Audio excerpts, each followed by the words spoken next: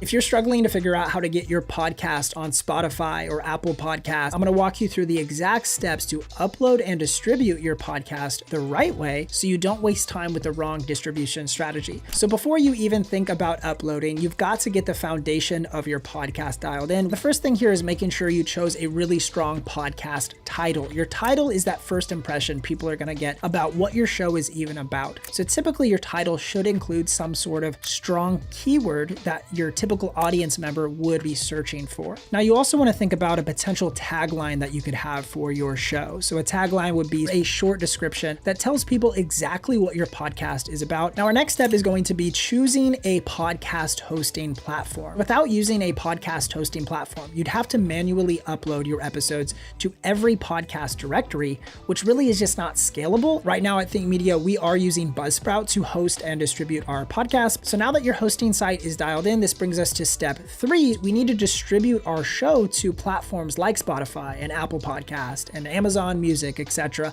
by leveraging an RSS feed for distribution. So what's an RSS feed? It stands for really simple syndication. In the podcasting world, it's just a unique URL that holds all the essential information about your podcast, including things like your podcast title, the description of your podcast, your cover art,